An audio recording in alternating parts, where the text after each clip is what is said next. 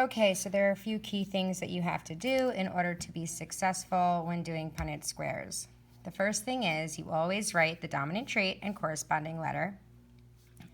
You write the recessive trait and the corresponding letter. You write parent 1's genotype, parent 2's genotype, label your Punnett square, complete the Punnett square, record the phenotype for individual offspring within each box, and then you answer the follow-up questions.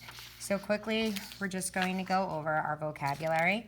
So first we have genotype genes. So that's any alleles. So when you have like big A, little a, that would be a genotype.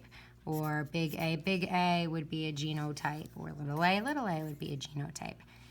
For phenotype, that's your physical appearance. So that would be something like brown eyes, tall, black spots, and what have you. So, dominant traits are always written as capital letters. Okay, so we could have like a capital E. That would be representative of a dominant trait. Recessive, we always use lowercase. It doesn't have to be an E. It could be any lowercase letter. It can be an I.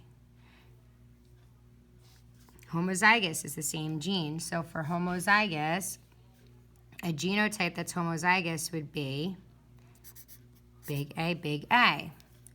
They're the same. Little a, those are the same. Big R. Those are the same. They're both capital. These are both lowercase. These are both capital. Heterozygous is different. So you would have big A, little a. One capital, one lowercase.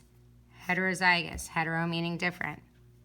We could also do capital M and lowercase m.